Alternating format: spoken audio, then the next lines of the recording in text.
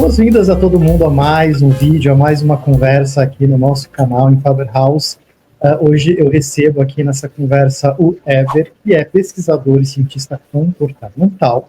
A gente vai falar um pouquinho mais sobre pesquisa e sobre a ciência comportamental e como que ela trabalha para influenciar, impactar, ou, enfim, direcionar os comportamentos ali das pessoas e como que a pesquisa é feita e como que a gente constrói esse conhecimento. Então, Ever, obrigado por ter aceitado o meu convite, por estar aqui com a gente, compartilhar um pouco do seu conhecimento, da sua experiência, para a gente construir juntos esse tema que é super importante. A pesquisa, claro, mas também entender um pouco mais do comportamento humano é sempre muito bem-vindo. Então, muito obrigado por ter aceitado o convite. Eu que agradeço, é um prazer. Espero poder contribuir aí de alguma forma, né, para essa troca de conhecimentos. Muito bom, maravilha. E minha primeira pergunta, acho que é legal a gente já começar, então, com o pé direito, falando sobre esse tema que é a ciência comportamental. Você que é um cientista comportamental e a pesquisa, como que se dá esses dois temas? O que é a ciência comportamental e onde que a pesquisa entra? Enfim, conta pra gente um pouco sobre esses dois universos que trabalham juntos. Maravilha, boa. Quando a gente fala de pesquisa, né, das metodologias de pesquisa etnográfica, né, antropológica, né, que a gente tem os métodos qualitativos, quantitativos, a gente está investigando, tentando entender os porquês, os contextos, e a gente está combinando e cruzando dados, né, trazendo pesquisa quantitativa, fazendo desk research. E quando a gente olha para o comportamental, a gente está olhando para o que acontece no nosso dia a dia e como a gente toma essas decisões. De acordo com o Kahneman, 95% das nossas decisões, elas são feitas de maneira automática. Então, acordar, tomar café, marcar reunião, conversar com as pessoas, a gente está usando todo esse processo automático, que é para economia de energia, e a gente está, de fato, raciocinando, né, somente 5%. Uma coisa é eu fazer essa reunião aqui, ou essa troca, essa conversa com você, que existe uma criticidade de pensamento aqui, e, por exemplo, outra coisa que é uma concentração que exige muito mais atenção, é, por exemplo, se eu vou comprar uma casa, né, vou olhar para aqueles números, então eu vou usar o raciocínio de maneira muito mais profunda.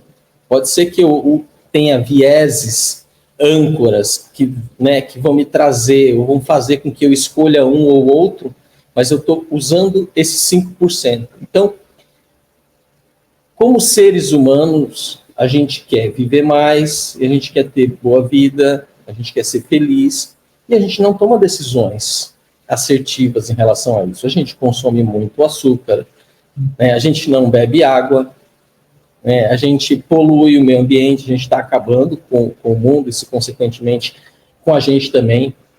O aquecimento, né, que hoje eu assisti na CBN, o Michel Alcoforado, falando o quanto a temperatura, né, ela influencia hoje na nossa maneira de trabalhar, trazendo questões psicológicas, trazendo barreiras, dificuldades, deixando a gente mais estressado, tirando a gente do nosso controle.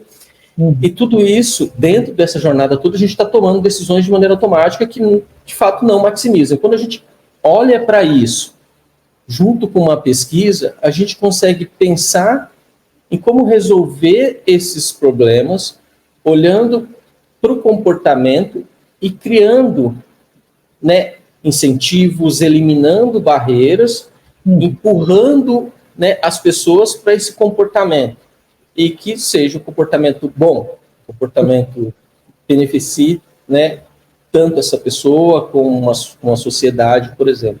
Então, as ciências comportamentais, ela vai olhar para o processo decisório, para as tomadas de decisões dentro de qualquer jornada, seja uma jornada de compra, seja parar numa vaga de idoso, por exemplo. Né? As pessoas olham lá escrito idoso, né, gestante, ainda assim param. As ciências comportamentais vai olhar para esse comportamento e vai falar assim, depois de pesquisas, depois de testes, a gente pode colocar um totem com uma grávida, com uma gestante ou um cadeirante e observar o comportamento das pessoas a partir disso. Eu estou trazendo a representatividade para frente da pessoa. e se observa uma redução do comportamento. Né? Assim como as embalagens de cigarro, né, por exemplo, que tem aquelas frases, fotos, para causar aversão. Um efeito que já teve muito valor, que já causou, de fato, aversão, né, baseado nas ciências comportamentais. Hoje não, hoje ele só causa dor, que a pessoa olha e vira. Então, precisamos ter outras interferências ou outros meios para fazer com que a pessoa se comporte da maneira certa, ou seja, não fumar, evitar, deixar de fumar. Excelente. E é interessante que a gente está falando de estímulos. Eu lembrei que, mais recentemente, agora, os produtos industrializados, né, eles vêm com um adesivo novo escrito açúcar, né, alto em açúcar adicionado, alto em sódio adicionado. E recentemente, pelo que eu li, houve até uma redução do consumo desses produtos devido a esse aviso na própria embalagem. Porque ele está lá, ele tem um destaque, né, ele é preto com branco e tal, então pelo menos ele se torna talvez mais consciente, eu poderia dizer, a decisão da pessoa. Acho que é um estímulo que torna mais consciente aquilo que você está fazendo, né? Porque a gente já sabia que estava em alto em açúcar, mas agora está na minha cara. Tem tanta informação, né? A gente tem tantos estímulos acontecendo que a gente não, né, dificilmente vai parar para ler e até entender tudo que está escrito ali. Numa embalagem, por exemplo. Você resumiu toda aquela história gigante com letras minúsculas que ninguém enxerga, né, em um rótulo ali. Eu participei de um estudo exatamente relacionado a essa etiqueta que foi aprovada pela Anvisa e uma outra etiqueta que é um octógono, né, que é usado na Europa e até outros países da América Latina. E sim, né, o simples fato de fazer, né, criar aquela interferência criou uma aversão de compra. E o que acontece quando isso, né, quando uma política pública como essa é implementada? As pessoas tomam a consciência, né, outras vão continuar consumindo, enfim, tem várias questões nesses contextos, de novo, que impede as pessoas de pensarem. Elas não existe essa possibilidade de você, vou raciocinar tudo. Não existe, você vai ficar louco. E não tem espaço mental para isso. A gente tem nem espaço, né, dentro da cabeça para tudo isso. E por outro lado, né, as pessoas deixam de comprar algumas, e por outro lado você obriga, entre aspas, as instituições a melhorarem, né, as empresas a melhorarem os seus produtos e serviços, o que elas querem. E o caminho, né, se a gente não quiser acabar com o mundo, e ninguém quer acabar com o mundo, se for perguntar para as pessoas, ninguém quer. Mas está todo mundo tomando decisões de maneira automática, ou, né, na sua grande maioria aí, puxada pelo capitalismo, né, pelo dinheiro first. Né, não existe produto ou serviço client first. Mas se não entrar dinheiro, meu amigo, na conta da empresa, essa conta não vai fechar. Sim. Né? Então, assim, a gente precisa equilibrar esses pratos todos e fazer boas investigações, né? Olhar os processos decisórios, inclusive processos decisórios, a gente olha para o comportamento dentro das empresas. Né? Existem metodologias para que esses processos decisórios sejam mais racionais, para que a gente tenha melhores benefícios. Quantos projetos a gente já não viu fracassar porque não foi feito, de fato, o que precisava fazer, né, step by step em relação àquilo. Eu nunca vi, posso perguntar aqui para você, já viu alguém colocar uma ideia ruim na mesa? A gente sempre acredita que é a melhor ideia, né? Ninguém bota uma ideia, fala, eu vou pôr uma ideia ruim aqui na mesa. Então, ninguém. E para combater isso, né, a gente precisa investigar, a gente precisa trazer esses dados. E fonte de dados, basta a gente querer. A gente consegue. As pessoas, né, conversando com pessoas, fazendo diversos tipos de pesquisa, observação, a gente tem a etnografia, que ajuda a gente nesse processo etnográfico nas redes online para saber como as pessoas estão se comportando, estão se expressando. Então, a gente consegue obter muitas informações para formatar melhores produtos, melhores serviços, pensando em toda essa cadeia, né, social e, inclusive, rentabilidade para essas empresas. Porque não existe, né, produto, né, sem uma rentabilidade. Né? São poucas as ONGs, né, e assim, as empresas querem a lucratividade. E a gente tem que equilibrar isso com o bem-estar de pessoas, e cabe investigação, cabe entendimento em todos esses pontos, né? Pesquisa é fundamental para a gente entender todos esses contextos, né? Maravilhoso. Hoje você trabalha com a pesquisa, inclusive, né? Você está focado na parte da pesquisa e também da ciência comportamental. Você consegue contar para a gente um pouco do seu processo, enfim, mais ou menos os desafios que você costuma receber, que tipo de pesquisa você costuma fazer, enfim, até que tipo de achados, porque pelo que a gente está falando, né, a gente trabalha muito com, por exemplo, com observação, no meu caso, eu faço muito teste de usabilidade, observando como a pessoa está usando e tal, mas aqui como a gente entra, inclusive, em processos decisórios, não só de como é fácil você achar alguma coisa numa interface, né? Que a gente está falando até como que eu posso, talvez, impulsionar ou ajudar a pessoa a tomar essa decisão de uma forma mais consciente. Você consegue contar um pouco para a gente quais são os desafios de pesquisa que você costuma ter e até como que é o processo, que tipo de entrega que você tem quando a gente fala sobre unir essa parte comportamental? Claro. Começando de trás para frente. A gente tem sempre, né, a gente vai, né, prepara uma trilha, uma jornada de pesquisa, de investigação, a gente entende quem são os times envolvidos. E a partir disso a gente consegue direcionar entregas. Então, se eu estou olhando o foco na mudança de comportamento, por exemplo, então eu posso estar olhando para uma jornada, eu tenho uma entrega que vai para o time de design, que precisa ser feito dentro dessa jornada, depois de realização de pesquisa. Eu tenho que entregar alguma coisa para o time de comunicação, preciso trabalhar a minha regra de comunicação. Eu estou trabalhando com uma mudança de comportamento. Então, tudo que está dentro desse meio, como o time de atendimento vai responder em relação àquela dúvida que a gente identificou que é um viés social, uma barreira social de aversão, por exemplo. Tem aversão a determinada expressão. Então, isso vai estar lá na interface, mas isso precisa ser alterado por uma regra de comunicação para que eu consiga trazer conteúdos que eliminem essas barreiras, tanto numa jornada, quanto dentro de quanto na comunicação. Saliente benefícios, seja atrativo, que traga referência de comportamento de outras pessoas também.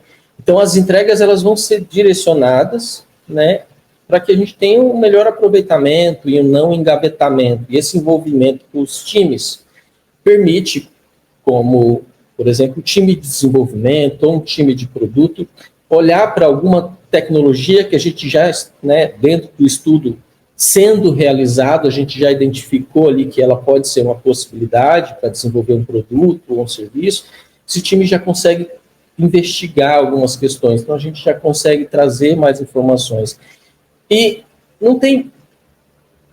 Eu, particularmente, não trabalho com uma surpresa de pesquisa ali no final, porque as coisas são compartilhadas em tempo real. Então, hoje, quando eu tenho uma estratégia de pesquisa, quando o cliente chega com uma estratégia, uma necessidade, a partir dessa necessidade, a gente vai entender essas áreas envolvidas dentro da empresa, a gente vai entender quem são esses clientes, aonde eles estão, a partir disso olhar para a amostra que a gente precisa, os métodos de pesquisa que a gente vai utilizar. Eu posso utilizar uma observação etnográfica a partir de redes online, onde essas pessoas estão conectadas, para olhar como elas se comunicam. Seria a mesma coisa de eu ir, por exemplo, lá num café, observar como as pessoas estão interagindo, o que elas vão fazer nesse café, o que elas costumam conversar. Então, eu posso ter uma observação online ou física, eu posso ter isso dentro dessa observação. E aí um ponto importante hoje, que eu acho que isso é uma dificuldade de diversas empresas e laboratórios de pesquisa, que é recrutamento. Que a gente precisa trabalhar com recrutamento com pessoas betas, que são pessoas que sabem falar sobre aquela jornada.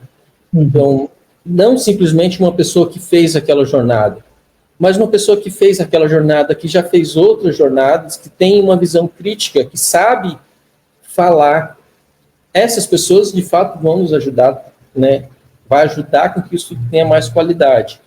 Então, aí a gente vai olhar para essas amostras, vai entender aonde a gente vai encontrar essas pessoas, né? Pode ser num espaço físico, a partir de conversa, eu vou conversar com 30 pessoas e vou descobrir que só 5 delas, de fato, têm essa visão mais crítica, que vai trazer mais qualidade para o nosso estudo.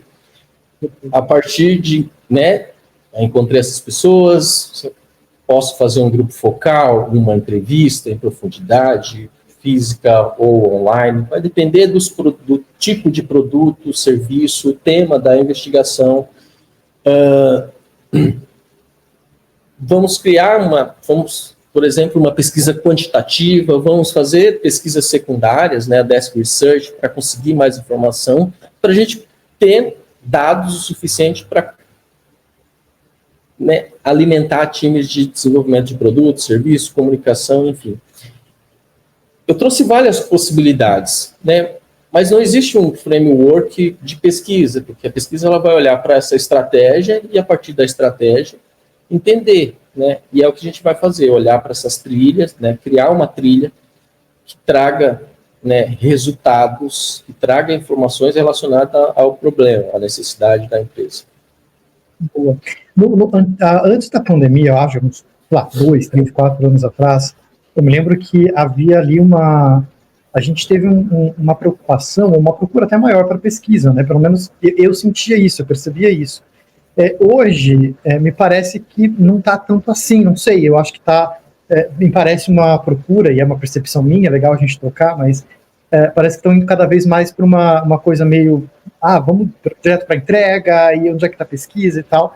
E aí, pensando nisso, me gerou uma curiosidade, assim, normalmente, quem que te procura dentro das empresas, ou que empresas te procuram, como que está esse nível de consciência, né, na sua percepção das empresas entenderem que elas precisam de uma pesquisa, ou que tipo de pesquisa que elas precisam, né? Como que você tem sentido isso?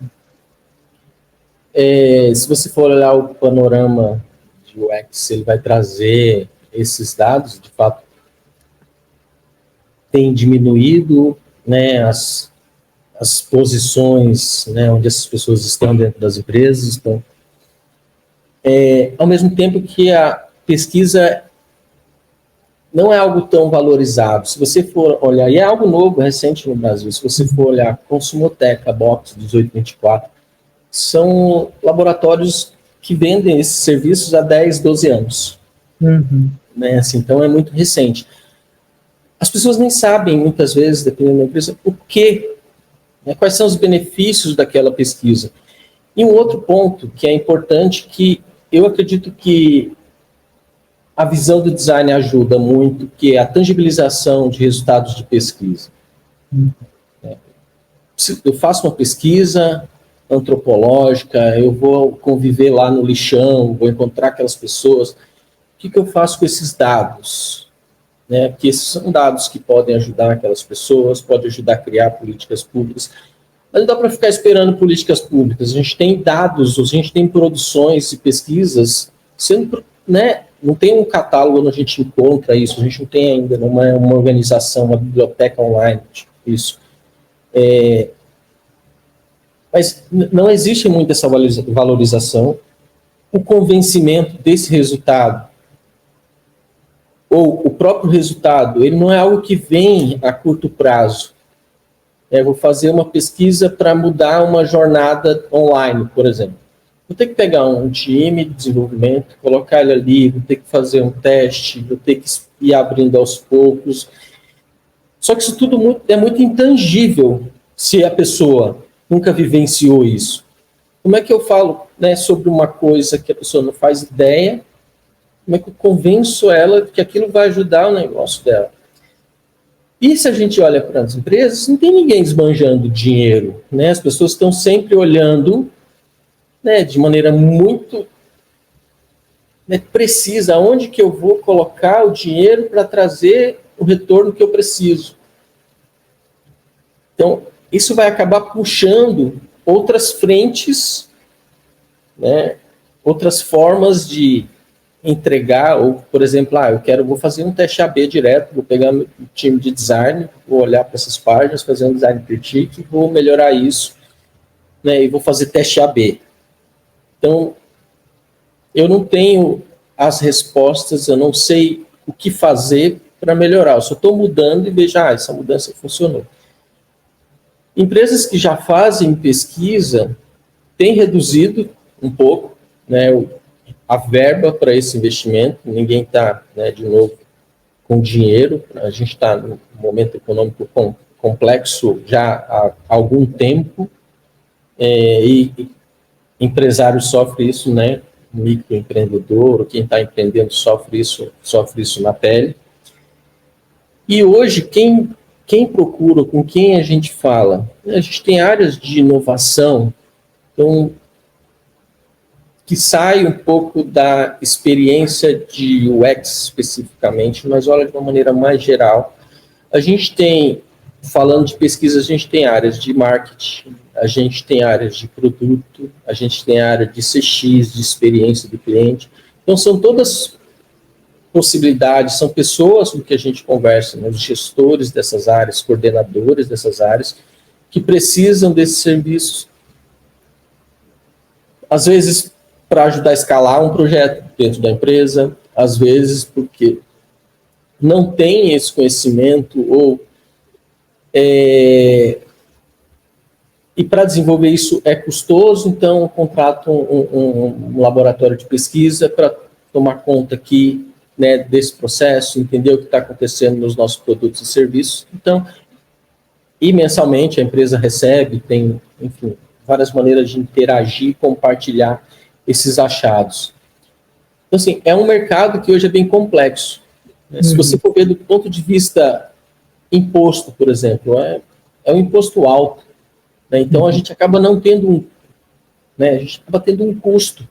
Você vai dar uma gratificação para uma pessoa que fez uma entrevista ali, 10 entrevistas, você deu 200, 300 reais, 3 mil reais. Então, você coloca 3 mil reais no final de uma proposta, né, colocando o valor, né, baixo. Sim. A gente costuma, às vezes, 500 reais. Depende do projeto, depende do perfil. Se for um perfil especialista, que é um médico, né, por exemplo, essa pessoa não vai aceitar essa gratificação.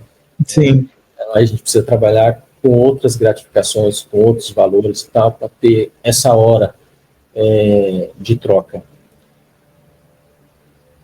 Acho que, não sei se eu respondi. Respondeu, sim. Muito bom. E aí, uma coisa que eu vou conectar também com uma coisa que eu senti, vai não falar sofri, mas eu senti no passado, eu queria saber se dentro da pesquisa e focado nisso você também já sentiu, se tem sentido e se tem aumentado. Mas quando eu falo de design, as pessoas eram sempre, não, eu quero design rápido, eu quero design, né, enxuto, design cada vez mais rápido.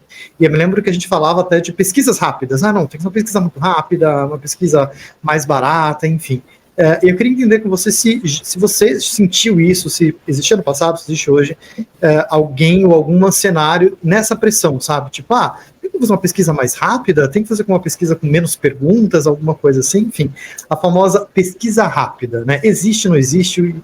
E é possível fazer uma pesquisa rápida? Se sim, quando? Como é que funciona isso? Cara,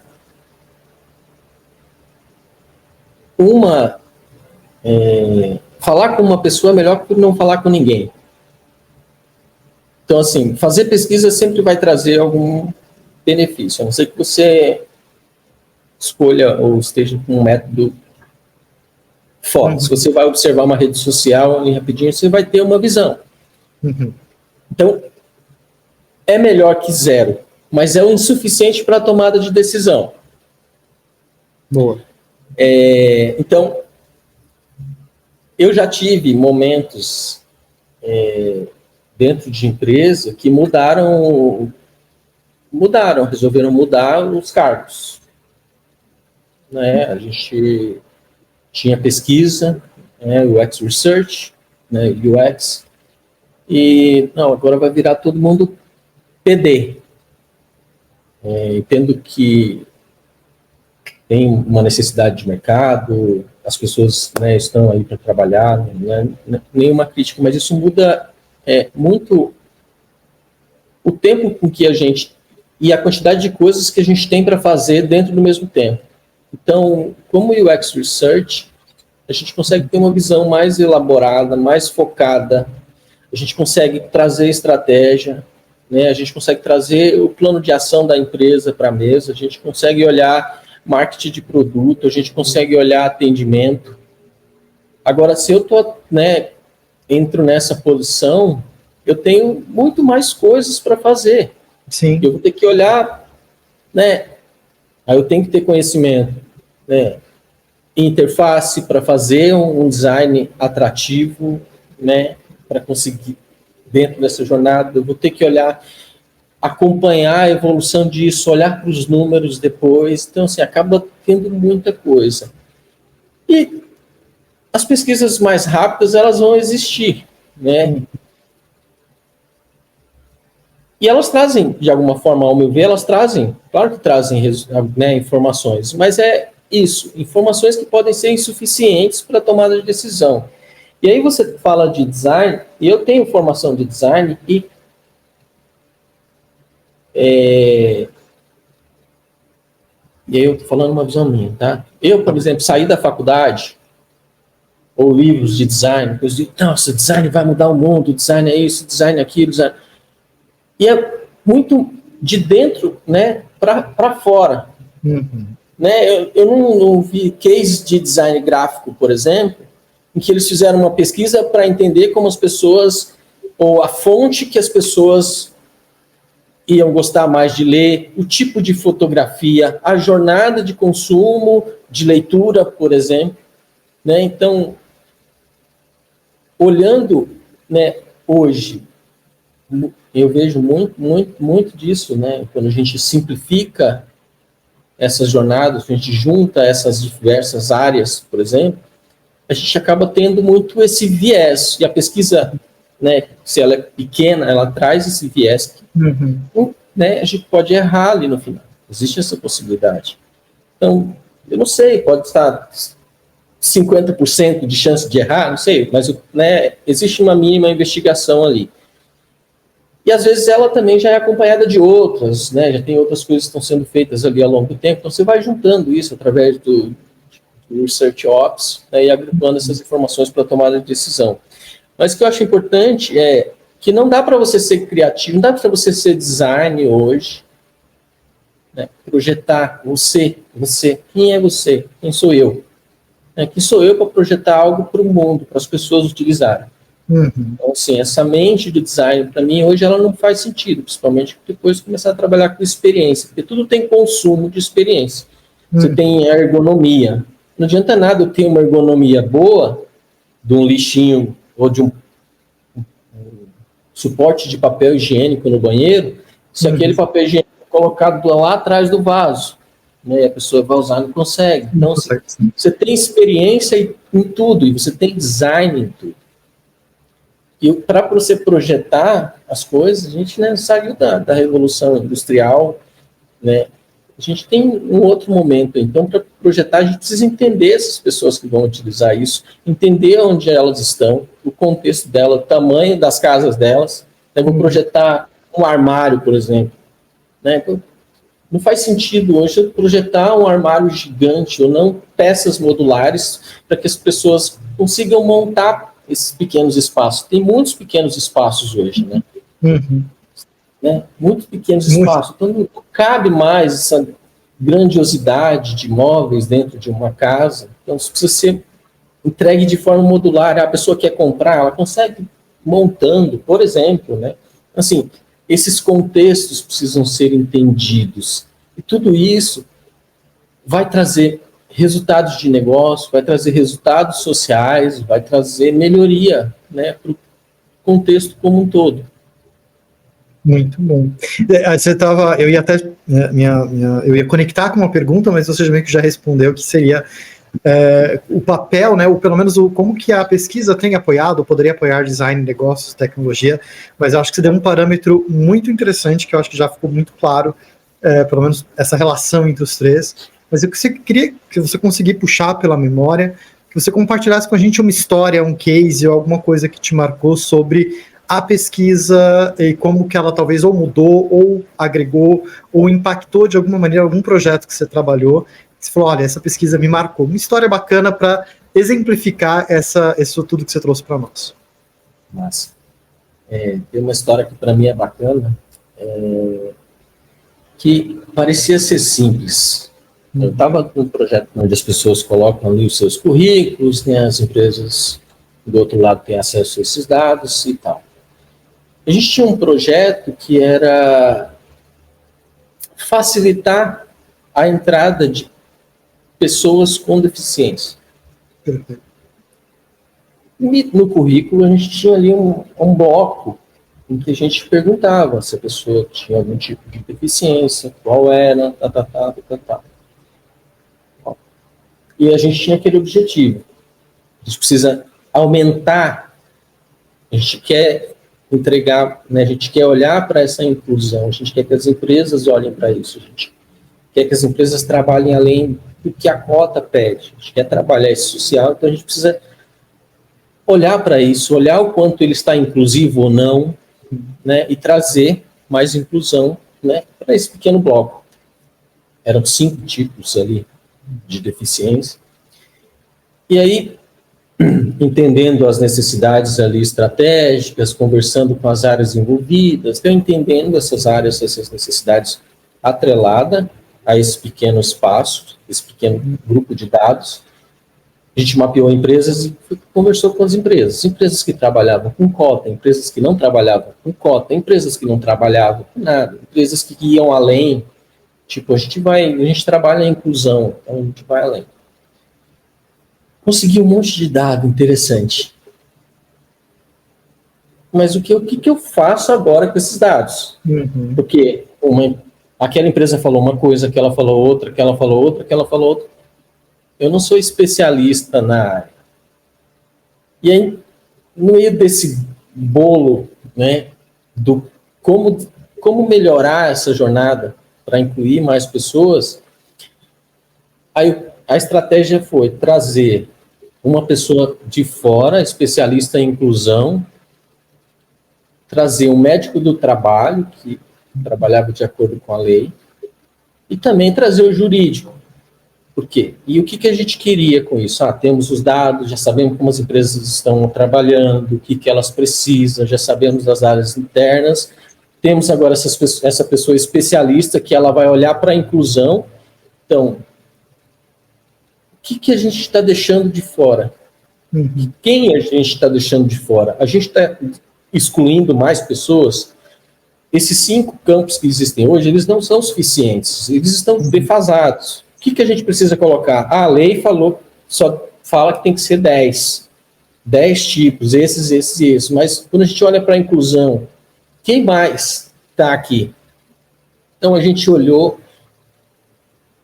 para o que é de acordo com a lei e o que a lei pedia, o que a lei considera, né? A gente trouxe essa pessoa com uma visão mais abrangente e a gente trouxe o jurídico para nos resguardar, porque essa nova projeção de coleta de dados precisava ser resguardada de alguma forma, tanto para o uso, tem empresas que infelizmente usam informações para excluir, por exemplo, né, e tanto para facilitar essa jornada. Então a gente aumentou a gente melhorou aquele formulário, aumentando tipos de deficiência, de 5 para 12, a gente pedia, né, os tipos de laudo, e as datas, criava notificação para avisar para as pessoas que um laudo estava vencendo, para que ela se antecipasse, não perdesse uma oportunidade de emprego. Então, era um simples bloco de informação, né, de um formulário simples.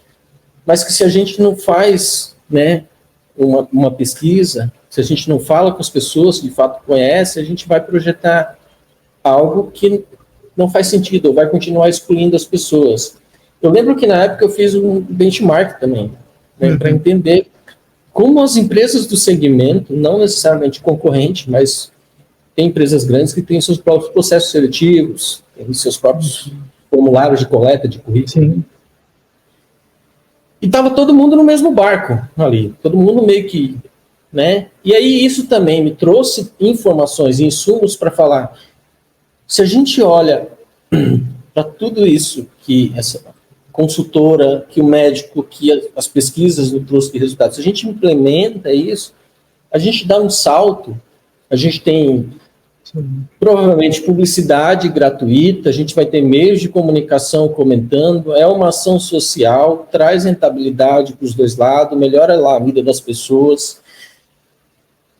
E a gente fez pesquisa, assim, e não foi uma pesquisa demorada, o processo mais complexo foi quando a gente envolveu o jurídico, médico do trabalho e essa consultora, que a gente estava falando com as pessoas com agendas mais cheias. Mas depois disso, a gente teve insumos ali para mais de 6 meses de trabalho. Maravilhoso. É isso, E ainda com inclusão, né? Que é muito bacana. E pioneirismo, que você falou, vocês se tornaram ali líderes no sentido da inclusão dessas novas opções, digamos assim. Aí eles, né, colocaram isso na esteira de desenvolvimento e, enfim, não acompanhei essa evolução, né, porque eu acabei indo para outro projeto. Mas foi muito interessante essa pesquisa, ela me marcou muito pelo fato de não saber o que fazer com meus dados de investigação depois. Isso quer dizer que o pesquisador por si só ele não é o suficiente. Ele não vai conseguir tangibilizar, ele vai conseguir trazer o contexto, a história, tudo que está acontecendo na vida, né? De todo aquele contexto daquelas pessoas, de negócio, tá, mas como que eu resolvo?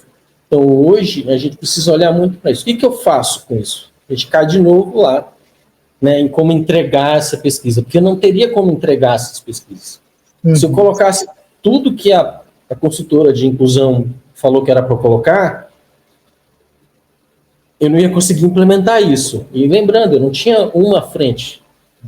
Eu mexo de um lado aqui, eu provoco reação lá nas outras squads, então, demandando trabalho para a empresa inteira, uma pesquisa. Né? Satisfação dos clientes, satisfação das empresas que podem usar os filtros, podem fazer, né, segurança para as pessoas, porque o jurídico garante, ou quem usa esses dados do outro lado, assina um contrato que não pode usar o filtro para excluir, por exemplo.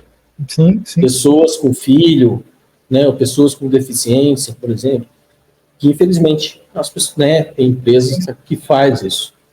Perfeito. E é uma mistura de, como você falou, né? E a gente estava falando, é a tecnologia que tem que se adaptar e ter, né, ter a ferramenta tecnológica, o design que tem que proporcionar experiência com isso, mas é também negócios. Então é interessante que bate ali ou passa pelas três, pela tríade que eu estava falando, design, negócio, tecnologia, digamos assim.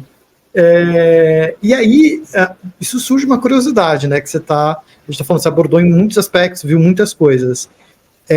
O que se estuda se eu quiser trabalhar com pesquisa, ou o que você estudou, ou o que você indicaria para alguém que fala, não, eu quero me especializar em pesquisa, eu quero ser um pesquisador, eu quero focar ou em ciência comportamental mesmo, né? Qual que é o caminho? O que eu preciso aprender, estudar, o que eu tenho que ter aí de ferramental para iniciar e avançar nessa carreira? Primeiro, você tem que ser curioso. Se você não for curioso, você não vai para lugar nenhum como pesquisador. Né? Igual um investigador. Um investigador que não investiga não vai sair do lugar. É muito difícil dizer o que fazer. A gente tem uma mudança agora que é como se fosse uma nova era, né, da inteligência artificial generativa, em que qualquer pessoa, entre aspas, pode criar, basta dar um comando. Uma pessoa, por exemplo, né, pensando inicialmente em questões digitais. E as coisas estão mudando o tempo inteiro. Né? Quando eu olho para trás, eu vejo que a minha jornada me trouxe criticidade, me trouxe uma visão mais abrangente. Um investigador que não, se ele não expandir, ou trabalhar para expandir essa visão, ele vai ficar limitado, vai entregar pesquisas com vieses. Hoje eu diria que precisa consumir outros estudos, precisa ler outros estudos, principalmente. Né? Qual que era o objetivo, o que foi estudado, né? Com quem falou, né? A amostra, né? Tentar entender por que, né, aquelas pessoas, entender aqueles resultados e principalmente pensar em como utilizar resultados de pesquisa, né? E aí, não necessariamente um curso de design. Eu não preciso fazer um curso de design para fazer uma pesquisa de benchmark para me apoiar uma pesquisa e ajudar a tangibilizar né, o que eu estou falando, né, por exemplo. Mas eu acho que não dá para você ser pesquisador sem ser curioso. Né? Não dá para você ser pesquisador sentado, né, uma pessoa pesquisadora sentado no escritório, sentado na tua cadeirinha, no teu ar-condicionado, fazendo as coisas. Porque só isso não é o suficiente. Né? A gente tem... eu posso usar uma metodologia como uma etnografia, que é todo um processo de investigação online, eu vou estar sentado ali, bababá. Mas isso não é o suficiente. Eu nasci no Valo Velho, zona sul de São Paulo, região de periferia. Eu trabalho desde que eu me entendo por gente, né? E trabalho... Né, o termo é novo aí, mas quando eu olho para aquela jornada, eu posso dizer que era análogo a serviços, né, de escravidão. Como a gente viu aí, é um absurdo, né? Isso. Toda hora tem uma notícia nova de alguém, empresas que encontraram pessoas em situação de trabalho dessa forma. Mas, enfim, trabalho desde sempre. Eu trabalhei na feira, trabalhei de ajudante de pedreiro, trabalhei de pedreiro, já cavei poço, fossa, já trabalhei no Bob's, já trabalhei de motorista de caminhão da fruta, já trabalhei como motorista de lotação, cobrador de lotação, trabalhei em linha de produção de empresas, trabalhei, né, com design, fazendo livros, capas de livro, diagramando livros. Então, assim, o que eu quero trazer com isso são os diferentes contextos que ampliam a nossa visão, trazendo mais criticidade para o que a gente faz. Você pega a Bell Hooks, ali no livro Ensinando o Pensamento Crítico, ela vai ajudar a gente, né, a entender, ela traz que a gente, juntando essas visões diferentes de pessoas, de convivência e tendo discussões críticas, diálogos críticos é de entender, não estou falando defendendo a minha bandeira, eu preciso conhecer as minhas bandeiras, e eu preciso ter conhecimento da bandeira dos demais, porque a gente, né, se eu estou pensando de maneira, né, que a gente tenha uma convivência social, que a gente tenha sustentabilidade, que a gente sobreviva. Então, preciso ter conhecimento das minhas bandeiras e da bandeira de outras pessoas também. Aí, a partir, né, dessas trocas, a gente consegue fazer construções, né, e não existe, nunca vai ter uma solução, né, algo que resolva um problema mundial, mas a gente consegue resolver melhor os problemas a partir, né, de uma visão mais ampla, de diversos pontos de vista, e eu acho que isso é fundamental para quem quer entrar hoje em pesquisa. Vai fazer pesquisa, claro, você vai fazer os cursos, vai para a academia, né? A academia tem essa dificuldade de tangibilização, né? Você vê os acadêmicos comentando hoje, muitos pesquisadores, eu vejo, né? Sim, existe esse diálogo de como tangibilizar, como trazer isso para o mercado, como que seja, né, pesquisa para, de fato, ser mercadológica, utilizada, saindo um pouco desse contexto, ou não saindo, mas ampliando, né, para que seja utilizado, né, na prática. A gente tem muito estudo, a gente tem muito material aí, né, que normalmente ele é ignorado, ele fica, né, e talvez pela forma como né, esses resultados são apresentados, é muito difícil, né, entender, né, muitas das vezes relatórios longos, cansativos, ninguém vai ler, o time de design não vai parar para ficar olhando para isso. Não tem tempo. Ser um PD, então, está com muita coisa. E hoje você não tem, né, as áreas estão sempre, né, com muitas atividades. Então, mas é importante, né, quem está entrando na área hoje, além dos cursos, além da academia, consulte muitos materiais. Tem os livros clássicos, mas assim, você olhar esses estudos, você entra no site da Consumotec, você entra no site da Mox, você entra no site da Tribe, você vai encontrar cases de pesquisa. Você precisa olhar para isso. São todas referências que vão te ajudar a definir uma trilha e escolher os métodos que você precisa para trazer dados para a tomada de decisão. E tomar cuidado também, sempre, isso é fundamental. Fazer pesquisa sozinho é extremamente arriscado, né, em relação a vieses e tal.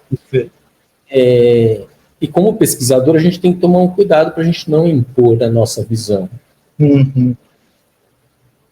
A gente não impor a nossa visão, porque a gente só precisa apresentar os dados. É só isso que a gente precisa fazer. Apresentar os dados como eles são. É impossível não ter viés, mesmo na coleta. É impossível. Sempre tem viés. Mas a gente tem que trabalhar ao máximo, então por isso trabalhar com mais de uma pessoa, ou, né, compartilhar essa pesquisa, discutir com mais pessoas, para eliminar isso, para tirar, né, e senão, fazer uma pesquisa, a pesquisa já fica enviesada, né, eu já tenho que tentar quebrar lá atrás, né, esse tema de pesquisa é um tema que eu tenho algum tipo de preconceito ou aversão.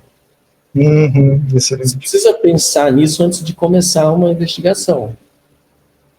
Para que você, né? Isso precisa ser lembrado. Consciente, né? Tem que estar consciente disso. Você tem que estar consciente disso, e se você não quer que seja enviesado, você precisa tomar cuidado durante esse processo, para que isso não aconteça. E aí ela pode ir para vários lados. Então é importante, né, ter atenção a essa jornada, aos dados, como eles são coletados, como eles são consolidados e como são apresentados. Para quem são apresentados. Às vezes a pesquisa, a pessoa vai mudar alguma coisa para agradar. Assim, não faça isso. Relate, traga o que foi vivenciado em campo, o que foi vivenciado no estudo, e apresente essas informações. Ajude as pessoas, se já tem um objetivo,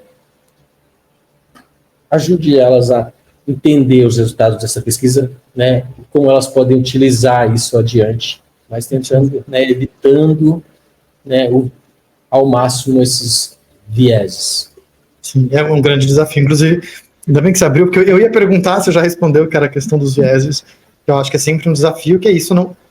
Viés talvez seja uma batalha perdida no aspecto de que, acho pouco provável falar não haverá nenhum, mas estando consciente é uma maneira da gente evitar que pelo menos ele vai influenciando, pelo menos a gente está ali conscientemente evitando que aquilo aconteça. Porque, o viés ele vai entrar naqueles 95% das nossas decisões automáticas. Sim. Então, assim, é preciso criar barreiras, né? Se a gente entende que a gente vai, por exemplo, a gente entende que a gente vai cometer ou pode cometer aquele comportamento, pode se comportar daquela maneira, a gente precisa criar interferências. Vou trazer um exemplo bem simples para ajudar a tangibilizar. Eu tenho dificuldade, por exemplo, de acordar, que o celular fica ali do lado, às vezes eu pego, coloco na soneca, esqueço, acordo atrasado. Existe hoje no mercado despertador que ele fica no chão e ele sai pulando.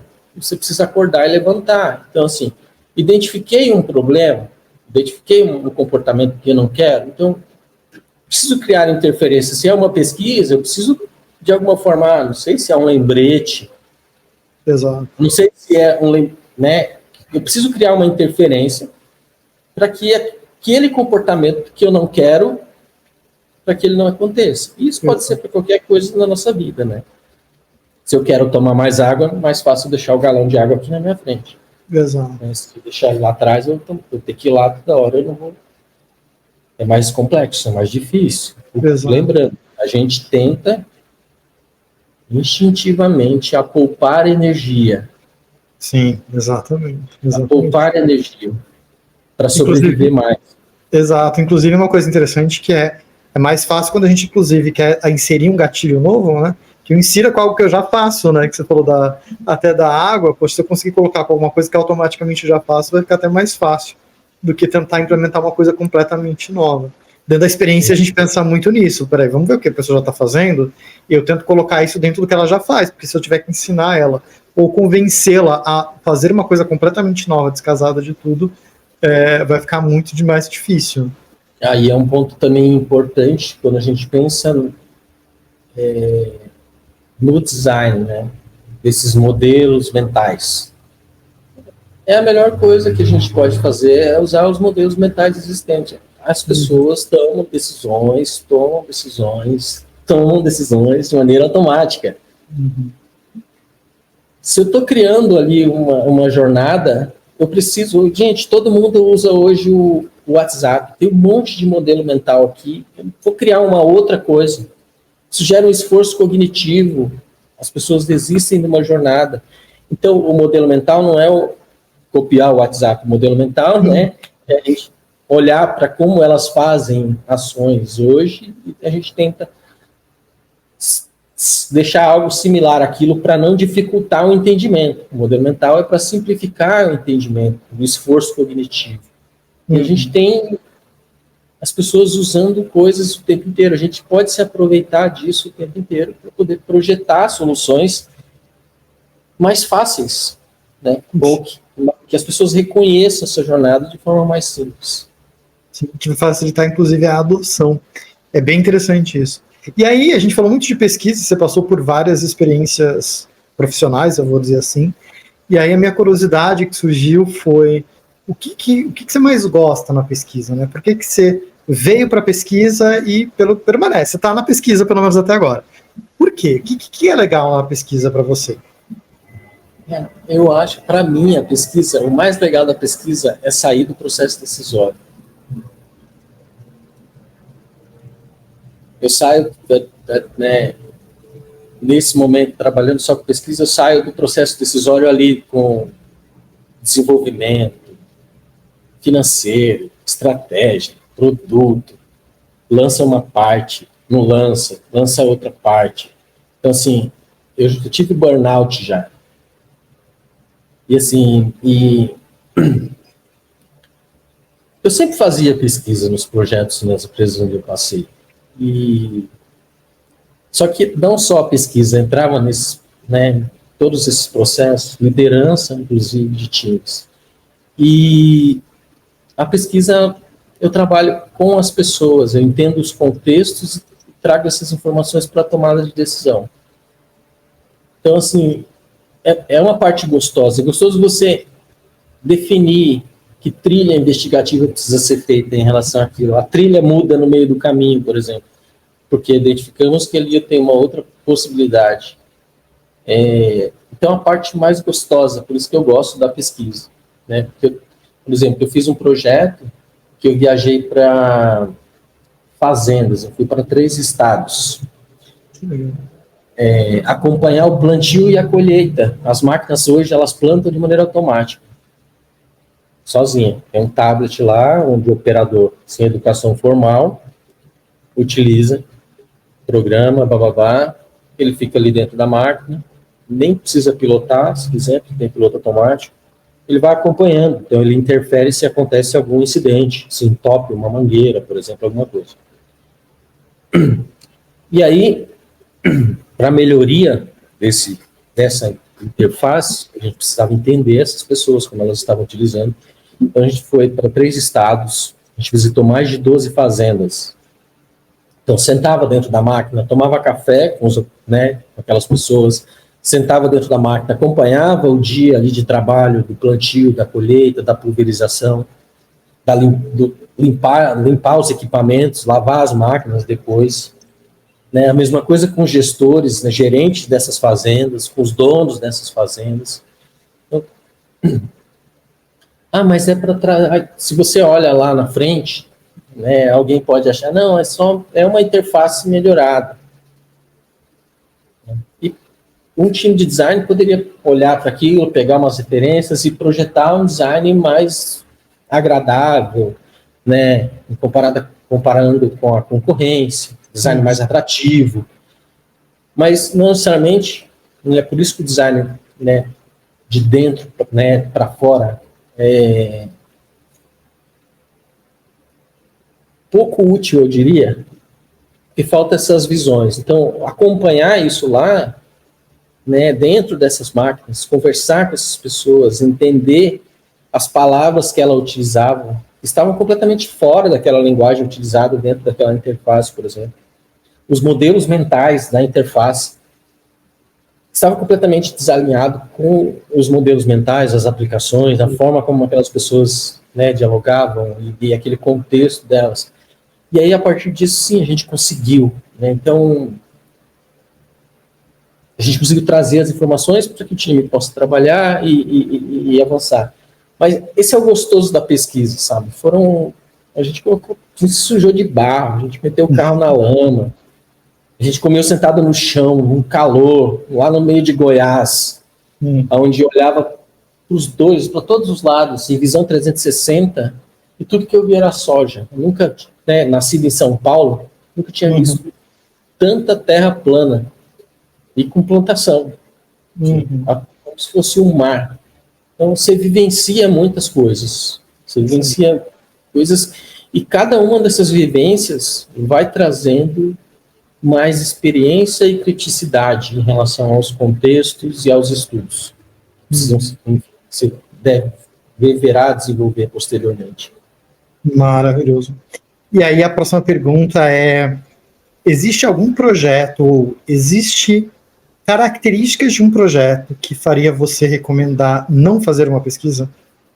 Você diz assim, esse projeto não precisa, ou a gente não precisa de uma pesquisa. Isso existiria? Se existe, o que seria isso? O que faria a gente indicar não pesquisa? Se é que existe, de repente não existisse, não. Toda situação precisa de pesquisa. Eu acho que para tudo ele tem que fazer uma pesquisa para desenvolver qualquer coisa. Não consigo fazer um copo, não consigo fazer um post-it. Eu tenho pesquisa de material, eu tenho pesquisa de faca, eu tenho pesquisa. Assim, eu acho que para tudo eu tenho pesquisa, mas pesquisa de forma diferente, né? Tudo que é projetado, de novo, de uma pessoa para as demais, a chance disso ser ineficiente é gigantesca. É como, né, colocar uma ideia minha. Então, ao meu ver, a pesquisa cabe em tudo. Não existe, pode ter um projeto que eu falo, eu não recomendo fazer essa pesquisa aqui, ou usar essa metodologia, né, que não vai funcionar. Por exemplo, teve um projeto que me pediram para entrevistar pessoas para entender se elas contratariam seguros. Vamos entregar essa parte dessa jornada, vamos fazer entrevistas com as pessoas e vamos entender se elas contratariam. Eu falei, tá, a gente já tem a pesquisa, a gente conseguiu prototipar uma solução, eu entendo que falar com essas pessoas não vai trazer informações o suficiente para a gente mudar ou redesenhar essa jornada. E o conteúdo que a gente já tem, a gente pode fazer um teste AB. Por que eu vou perguntar para as pessoas? Eu já estou na porta, eu já fiz pesquisa, eu já fiz tudo. Não é um teste de usabilidade, eu estou falando da contratação direta de um produto. Eu quero saber se a minha conversão vai aumentar. Eu posso fazer um teste, e o teste eu vou melhorar a jornada, né? E aí a minha orientação naquele momento foi, vamos fazer um teste AB. A gente já tem, a gente já sabe o que a gente precisa projetar. Perguntar se eles vão comprar ou não, eu posso fazer uma pesquisa para ter uma percepção. Mas ela não vai me dizer se vai aumentar ou não. Então, já partir para o passo seguinte, né, que é fazer um teste e já ver se funciona na prática. Uma coisa é uma intenção de compra. Uma coisa é fazer a pesquisa ali e entender que minha pesquisa em relação à etiqueta lá, álcool de sódio, ela trazia informações que as pessoas tinham aversão à compra após a exposição da embalagem. Mas isso não garante que, de fato, essa aversão vai existir. Né? Nesse caso, né, a gente faz experimento e tal. Assim, em relação a um produto ou um serviço, a gente tem que olhar para esses pontos. Excelente. E, Eber, se você tivesse dinheiro suficiente para não precisar trabalhar mais, você não precisa mais trabalhar, tá super bem, aí tranquilo. o que faria você fazer uma pesquisa? Que argumento te convenceria a sair do estou aproveitando dinheiro, sei lá, alguma coisa assim, para falar, nessa pesquisa eu vou me dispor a fazer? Seria muito bom ter muito dinheiro. Ter mais dinheiro. Entender as vivências das pessoas, entender os contextos das pessoas. Cara, é tão maravilhoso. Eu tive a oportunidade de fazer algumas viagens, assim. Assim, a viagem, ela pode ser a viagem pela viagem. Eu vou para Marrocos, vou conhecer Marrocos, vou conhecer... Quando você olha para o contexto, como aquelas pessoas vivem, né? E você olha, né, lá para onde eu nasci, no Valo Velho, Capão Redondo. É tão... E aí não é uma visão de... que é uma coisa que tem um pouco de aversão, essa... qual que é a palavra que eu posso usar? Essa romantização dessa escassez. Assim, é meio bizarro essa romantização dessa escassez. Estava vendo um videozinho, inclusive, de uma comunidade em que as pessoas não podem tocar nelas porque elas são descendentes de um gigante aí da Europa das antigas, um desses reis e bababá. E aí a pessoa fazendo um videozinho, ai, que aqui não pode encostar nas pessoas, ai, que legal, eles plantam maconha, tal, tal, tal. Gente, mas um lugar, tipo, que você tinha outras coisas ali para olhar, além dessa visão romantizada, enviesada, de ter uma realidade ali de vida, e hoje a gente tem essas realidades. Então, assim, eu faria pesquisas, eu iria para lugares em que eu pudesse ter esse contato, de alguma forma, assim. Eu gosto dessa... Hoje eu tenho cada vez mais curiosidade, assim, por esses contextos, por essas convivências, porque dói você olhar para isso, né?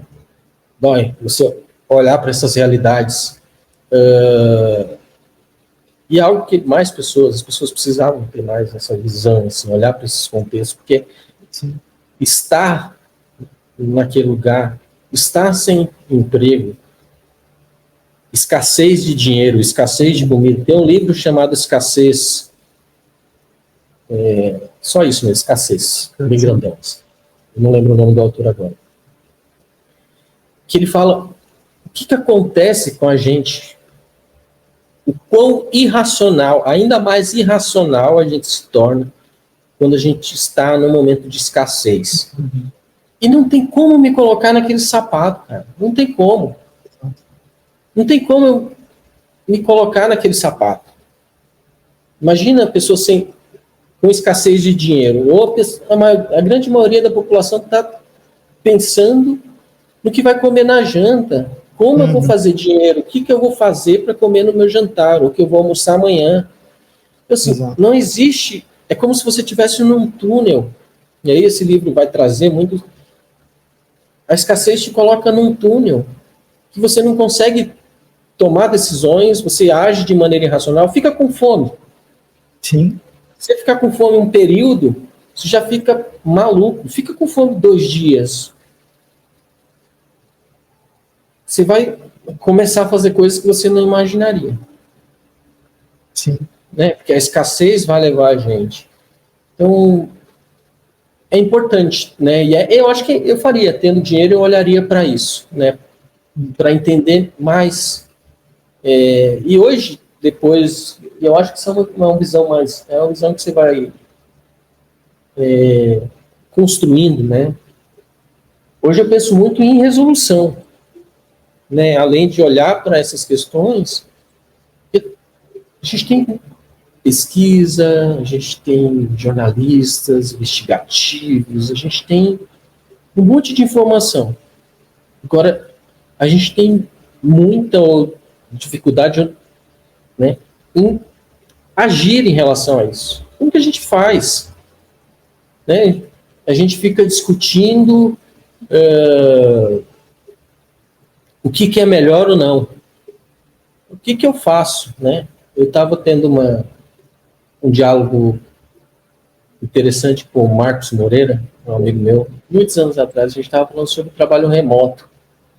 Né, o quão complexo é essa cadeia, né? Tava tendo tinha um post ali no LinkedIn, eu prefiro o trabalho, não, mas eu não entendo por que as empresas tem uma cadeia tão gigantesca dentro desse pequeno tema que não envolve só o time de tecnologia e os designers que querem trabalhar em casa. Você envolve governo, você envolve meios de transporte, você envolve escolas, você envolve as pessoas para trabalhar, você envolve o mercado de venda de automóveis, de consumo, você envolve um monte de questões. Então, assim, a gente precisa olhar para tudo isso para entender como resolver, como criar, né, soluções, né, como resolver tudo isso que a gente olha de questões, de problemas, de oportunidade, é como construir, né, algo a partir disso. E aí, a gente só vai conseguir construir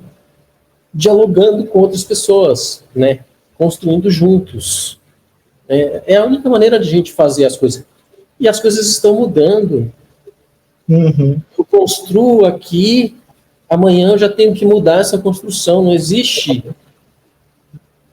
nada hoje, inclusive na profissão, assim, você vai olhar para as pessoas, né, da nossa idade, o que elas começaram, tudo que elas fizeram, porque hoje você não existe estabilidade. Então tudo está mudando. Nunca existiu estabilidade. Antes a gente não tinha tecnologia, as coisas eram mais difíceis. Os acessos, a gente não tinha informação. Né? Hoje está tudo mudando. Então, de hoje, você constrói uma coisa hoje, amanhã chega alguém com um ponto de vista crítico diferente, você já precisa mudar aquilo. Se você está pensando de forma, né, crítica ali, você está olhando para esse todo. Então, a gente precisa aceitar que essas mudanças, né, elas devem e continuarão acontecendo. Sim, muito bom.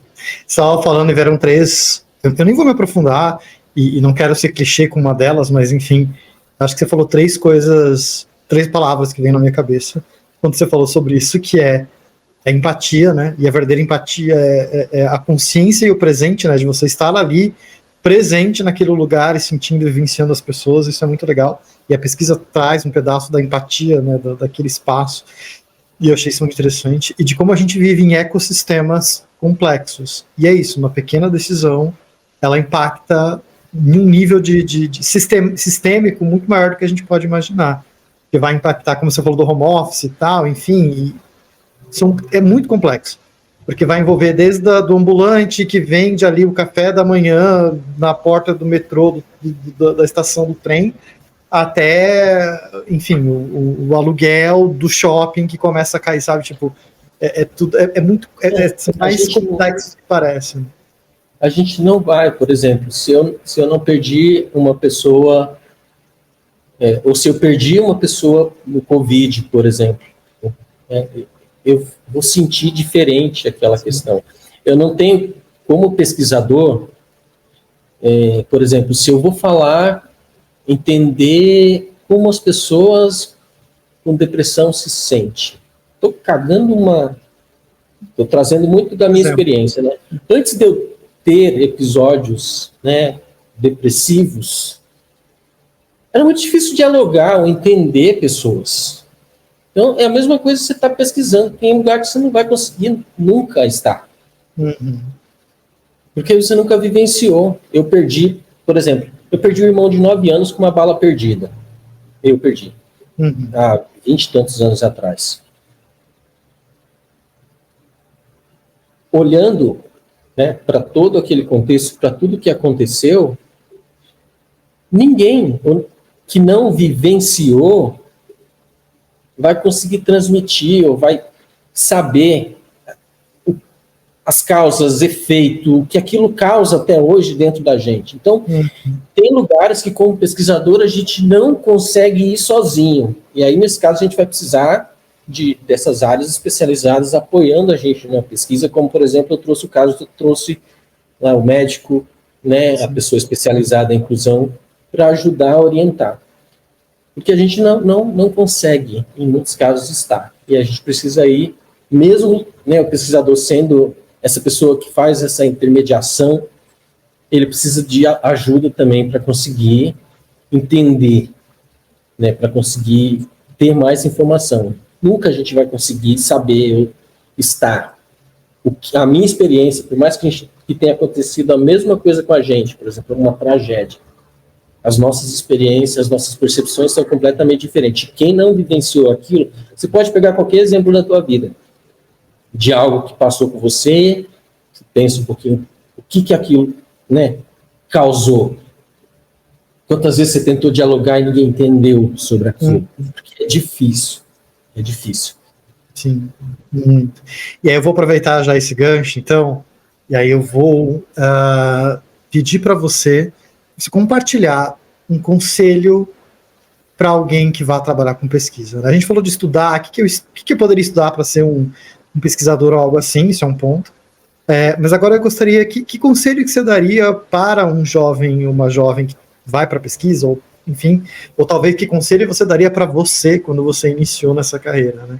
Que mensagem que você diria para quem está começando com pesquisa? O que eu sugiro de verdade, você precisa acompanhar as pessoas que estão levantando. Estava assistindo a palestra do SXSW e, perdão não lembrar o nome agora da pessoa, isso não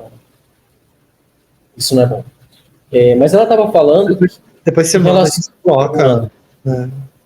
Ela estava falando em relação a o quanto as inteligências artificiais, mesmo com toda essa tecnologia, né, excluem pessoas, são racistas, né?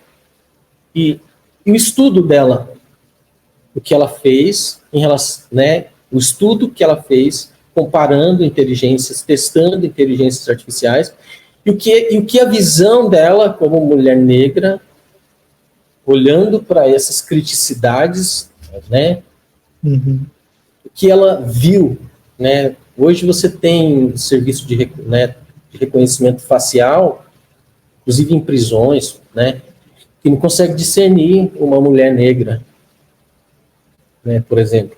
E a gente tem muitos erros, muitas pessoas presas por esse tipo de coisa. Acompanhe pessoas pessoas negras, pessoas deficientes que estudam, né, que fazem pesquisa. Essas pessoas vão trazer uma visão, pessoas que estudam, sei lá, posso trazer nomes, acompanha a Elaine Jacob, por exemplo, acompanha o David Nemer, apesar dele ser um homem branco, ele tem o livro Tecnologia do Oprimido, né? Acompanhe, né, para você entender, e aí Tecnologia do Oprimido é bem interessante, que a gente fala que todo mundo tem acesso à informação, que a tecnologia está aí, e o estudo dele, antropológico, ele mostra nas periferias de Salvador, não. Esqueci a cidade. Natal, se não me engano. Como as pessoas utilizam a tecnologia. Uma pessoa tem o celular, a outra tem o cabo, a outra traz o cartão e a outra põe um crédito. E o pré-pago não dá para fazer nada. Então, as pessoas não têm. Então, ele mostra essas realidades. Então, assim, para quem está começando, acompanha essas pessoas que têm a criticidade, né, estão olhando para questões mais abrangentes da sociedade. Né, porque, beleza, tem um monte de inteligência artificial, tem um monte de gente falando quanto é benéfico, ela está aí, continua sendo utilizada, e se a gente não olhar com essa criticidade, a gente só está potencializando os mesmos erros que a gente já tem hoje. Vamos criar um mundo avatar, um mundo fora, um mundo digital. Se a gente não resolver, se a gente não for trabalhar esse mundo para ser melhor, ele só vai potencializar. E a internet acaba fazendo muito isso hoje. Potencializando demais, né, todas essas questões. Então, é fundamental que acompanhe essas pessoas, né, que tem essa visão mais críticas, não crítico por crítico de ferramenta, né, mas pessoas que têm a visão crítica social. Sim. Né? E leia, sei lá, Bell Hooks, entenda um pouco sobre como é que ela constrói isso, né, acompanhe pesquisadoras mulheres, pesquisadores negros, né, e eventualmente vai ter algum estudo nosso por aí também, pode ler. Exatamente. Muito bom. Sai da bolha, é isso aí. Muito É bom. isso, sair. Muito bom. Heber, e agora falando um pouco mais, talvez um pouco mais de você, né, um olhar para você, o que faz você sentir que seu trabalho foi um sucesso? O que traz para você aquela sensação de dever cumprido, ou trabalho cumprido, realizado, enfim? O que traria para você, o que traz essa sensação?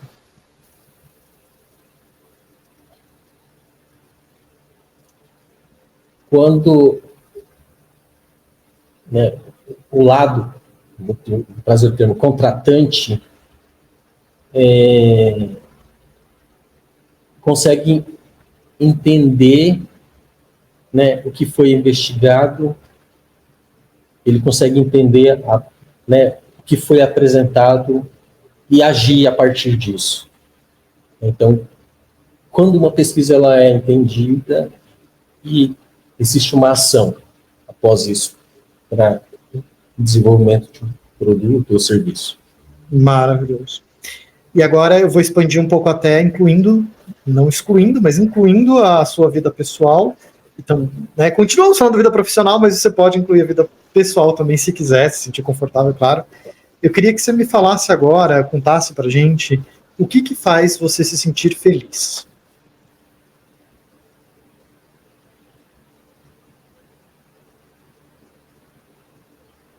O que faz me sentir feliz? O que faz me sentir feliz hoje é estar com pessoas e amigos no lugar. Né, hoje eu fico em São Paulo, em Floripa, nesse momento estou em Floripa, passando uma temporada. O que me faz feliz hoje é, primeiro, né, trabalhar, é ter trabalho. É ter trabalho. Porque tendo trabalho eu consigo escolher que partes eu posso fazer e que partes eu não posso. Então, ter trabalho me traz felicidade. Eu trabalho desde sempre, assim, ficar sem fazer algo, para mim, é como se a gente se invalidasse, assim, é como se a gente se aposentasse. Assim. A aposentadoria, para mim, é como se fosse um descarte. Eu entendo muito isso. Eu não preciso... Hoje, eu vi uma vaga, cara, no grupo ontem, alguém perguntando, gente, alguém sabe de uma vaga 40 a mais? Eu falei, mas, meu Deus...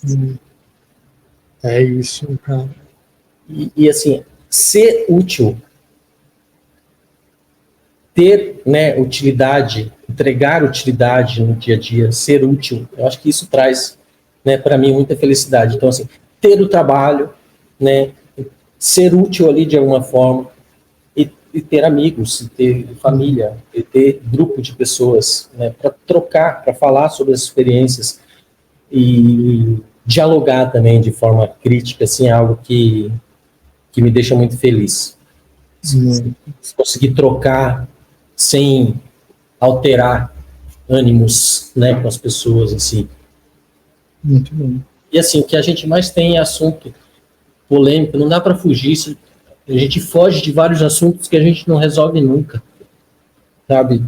Não discutir política, não falar sobre religião, se a gente não discutir, a gente vai continuar dentro das mesmas caixas, a gente vai continuar da mesma forma. Então, quando a gente discute sobre isso, a gente consegue trazer os contextos. A gente consegue, né, ter a experiência de todo mundo ali na mesa.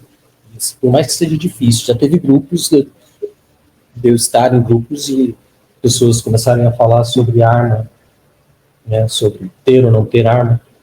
Gente, se vocês não perderam ninguém da família de vocês ainda. O dia que vocês perderem, que por mais que eu comente, ou que eu fale, por mais, né, isso não é o suficiente. Né? Então, assim, muita coisa as pessoas precisam, né, ou vivem. Eu não precisaria viver, porque a gente, né, tem, de novo, que gera esforço cognitivo. Ter um diálogo crítico gera esforço cognitivo. Muito. gera estresse mental. Você tem que abrir mão de conceitos, coisas que você achava, para entender o ponto de vista dos outros, entender que estamos em uma sociedade. E aí não sou mais eu. É eu, você. Imagina, se você olha, né, eu olho para minha cabeça e falo, gente, que loucura. Imagina a cabeça de todo mundo. Exato. É a história de todo mundo. Exato. Toda a história poderia ser um filme, cara. Sim. Toda a história.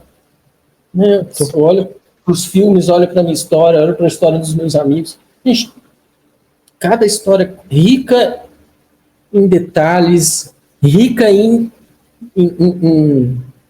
individualismo de experiência. Sim. É tudo diferente. Sim. A gente vive, sente as experiências. Por isso que a inteligência artificial ela nunca vai ter isso. Não é que a gente tenha, né, algum chip que possa monitorar a gente, mas a inteligência artificial não vai captar sentimento, tudo que é vivido, toque, e transformar isso em algo magnífico. As nossas individualidades, elas não podem, elas nunca. E a gente não é capaz de entender coisas que a gente não viveu. Né? A gente vai estudar, vai se colocar lá, vai trazer essas pessoas. Exato. Vai ouvi-las, citá-las. Boa. Eu nem vou comentar com você que eu vi vaga 35 mais, enfim. E quando eu vi isso, e pior, eu vi a pessoa se vangloriando de que, não, aqui na minha empresa a gente é muito inclusivo, acho que tem vaga 35 mais, eu falei, meu Deus, ok, acho que a gente precisa conversar, a sociedade. Tem um documentário, meio que é uma série no Netflix chamada 100 Humanos, 100 Humans, que ela faz alguns experimentos com um grupo de pessoas, experimentos sociais, que ela também testa idosos com tarefas diversas contra mais jovens. É bem interessante observar os resultados. Então, assim, me incomoda a esse ponto, e é o medo, talvez seja uma das perguntas que você faça ou não, é de não ter trabalho. Sim. É de não ter trabalho. E, ao meu ver, não faz sentido, porque você tem uma experiência acumulada aí, né? Você não está no campo mais, mas a mentalidade ainda continua, né? A mentalidade ainda continua. Eu preciso ir aquela pessoa não é mais útil, porque não consegue mais produzir. A mente não vai deixar. A mente, pelo contrário, você, né, desenvolva ou, né, ou com a idade muito avançada, né, o processador vai ficando mais lento e carregado ali, né? Assim, a mente, né, não dá para você tirar essas pessoas, não dá para você tirar essas experiências. Sim, exato. Não dá. E cabe às pessoas também que vão, né, ou que estão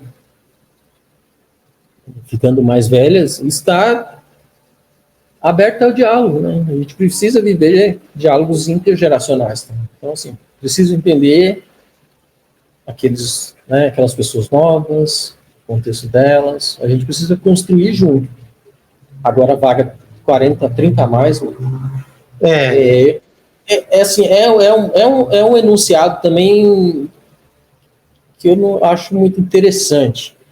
Que você poderia sei lá, que as pessoas precisam ali tomar cuidado também, mas ele poderia anunciar uma vaga, que era pessoas de 18 a 24 anos, né? Ele poderia colocar lá, né? Tá excluindo, tá fazendo. Tá. Mas assim, você começa a entrar você começa a criar um movimento de aversão, né?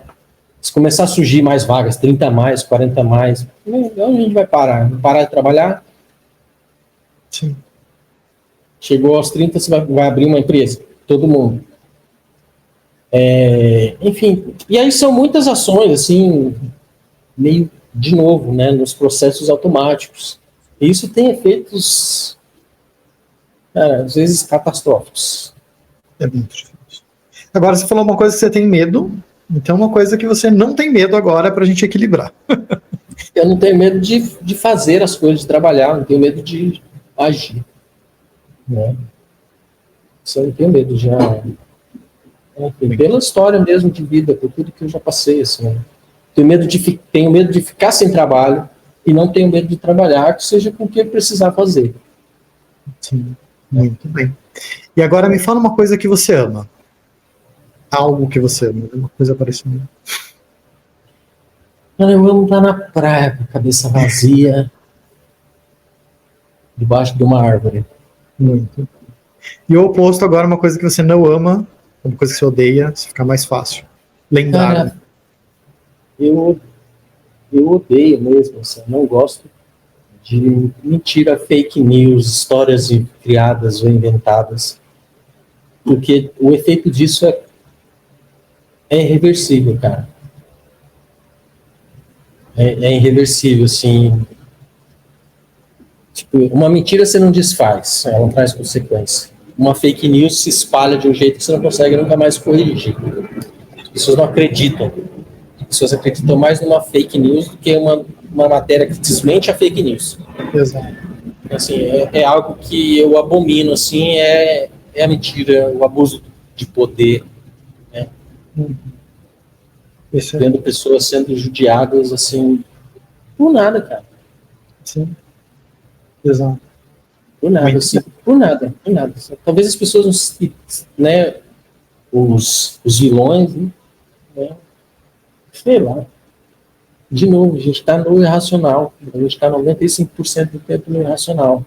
E aí os contextos vividos, as experiências vão nos moldar de uma certa forma. Se a gente não olhar para esses comportamentos, olhar para o social e ver como a gente se posiciona nesse mundo, a gente cai na cilada e faz merda. Minha última pergunta para você, na verdade, eu não sei se vai ser uma pergunta especificamente, mas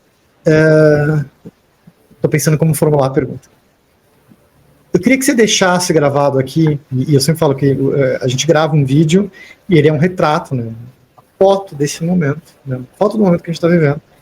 Quer dizer que daqui a meses, anos, a gente vai voltar aqui, olhar e falar: caramba, isso faz sentido, isso não faz, eu estava certo aqui, eu estava errado, enfim. Mas eu queria que você registrasse aqui um pedido, um desejo para a pesquisa.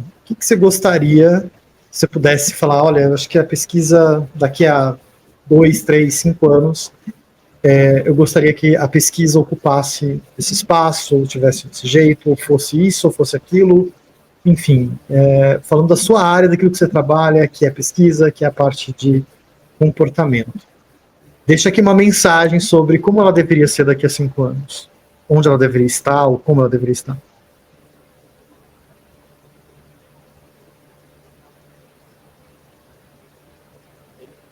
Eu gostaria que a pesquisa estivesse cada vez mais embasada em diversidade e no social. Isso pode sim estar atrelado com finanças, com rentabilidade, mas trazendo essas visões a gente consegue atender melhor, né? A gente consegue olhar para esse todo. Então, e entendo que muitas jornadas é complexo, que a gente trabalha, né, dentro de empresas hierárquicas, a gente tem a rentabilidade, que muitas vezes é o drive, ou é o drive sempre. E às vezes a gente não consegue chegar onde a gente quer como investigador, né, investigar determinados grupos, mas colocar isso na mesa, trazer isso para a mesa, discutir esses pontos, né, fala com uma, né, traz uma provocação, traz uma história, traz 1, 2 vídeos de um depoimento, né, apresenta isso, compartilha isso, e seja utilizada para a resolução, em que os investigadores pensem, né, o que eu faço, como eu direciono essa pesquisa para resolução? Quem eu preciso envolver? Se é um produto, um serviço, quais são as áreas? Como eu tangibilizo esses dados para que a gente avance, né, que a gente, né, resolva questões, que a gente saia da pesquisa em si, mas a partir da pesquisa que a gente consiga agir. Eu acho que isso é fundamental, que os pesquisadores pensem sobre isso, porque senão a gente vai continuar caindo no engavetamento de estudo, uma não valorização de pesquisas, e nós, pesquisadores, somos responsáveis por mostrar valor. Uhum. Né? A gente, é o que a gente faz, então a gente precisa saber vender, e saber como vender isso, como conversar, com quem conversar. E, ao meu ver, passa por isso, entendendo contextos e como eu resolvo, como eu tangibilizo essa pesquisa, como eu transformo essa pesquisa em algo que possa ajudar a sociedade, que possa melhorar um produto ou um serviço, que possa juntar as pessoas, enfim, tem diversos objetivos que podem ser, né, sempre olhados, estudados, aí, enfim. Muito bom. Excelente, essa foi minha última pergunta, mas agora também, claro, vou deixar aqui um espaço aberto para você falar o que você quiser, o que vier na sua cabeça, o que a gente não falou, o que a gente falou e talvez não ficou claro. Enfim, esses minutos agora é para você usar como você quiser, para deixar sua mensagem, seu recado, enfim, deixar o que você quiser registrado, não deixar nada também. É seu espaço agora. Que isso. Eu queria agradecer, cara, a oportunidade de bater esse papo com você, muito bom, muitas ideias aí, podem ser aleatórias ou não, mas são provocativas, são coisas para a gente pensar. E aí, não existe certo ou errado em pesquisa, o nosso diálogo aqui é muito de uma visão, né, de vivência, uma visão minha, né, não necessariamente representa os pesquisadores aí do Brasil, principalmente. E eu sou mais um pesquisador. E, além do agradecimento, cara, eu queria, enfim, de alguma forma, né, se precisarem, né, se quem está assistindo a gente precisar de algum tipo de serviço de pesquisa, quiser trocar uma ideia, né, encontra a gente ali. Né, hoje eu trabalho diretamente com a Flanar, empreendendo com a Flanar, que é um laboratório de pesquisa qualitativa, quantitativa e comportamental. Né, o site é flanarlab.com.br, você encontra nas redes sociais como Flanarlab também. E pode me adicionar, eu gosto de trocar ideia, eu gosto, né, de pensar, né, com as pessoas, então se quiser trocar ideia, se tiver trabalho, vamos falar ali, enfim, fique à vontade. E mais uma vez, obrigado pelo tempo, e quando quiser falamos de novo. Muito bom, Ever. Obrigado demais por ter aceitado o meu convite. Eu falei para você que eu quero cada vez mais enriquecer esses conteúdos e me enriquecer, porque eu sempre falo que são subterfúgio, né? É uma desculpa minha para eu aprender, porque eu sempre aprendo muito. Eu chamo as pessoas, aí eu meto perguntas nelas, coisas filosóficas que estão na minha cabeça, e aí eu saio daqui cheio de respostas e muito mais. Eu acho que cheio é a palavra bacana, né? Eu chego aqui e saio, cheio, isso é bom. E é um cheio no bom sentido, né? De lotado, de preenchido ali. Então isso é muito bacana. Então obrigado, Eber, pelo seu tempo, pelo carinho, pela dedicação e por ter reservado esse tempo para mim. O tempo é muito difícil hoje, muito escasso, muito complicado. Então quando alguém me cede tempo, eu fico muito feliz. Então obrigado pelo seu tempo. Imagina, foi um grande prazer. Muito bom. E aí, só agradecendo a todo mundo também que está acompanhando aqui o vídeo com a gente, que acompanhou a gente até aqui. Muito obrigado a todo mundo. E a gente se vê nos próximos vídeos, no LinkedIn, nas conversas, em eventos, o que quer que seja aí, internet afora. A gente vai trocando cada vez mais. É isso, muito obrigado. Até um próximo vídeo. Tchau, tchau. Até mais.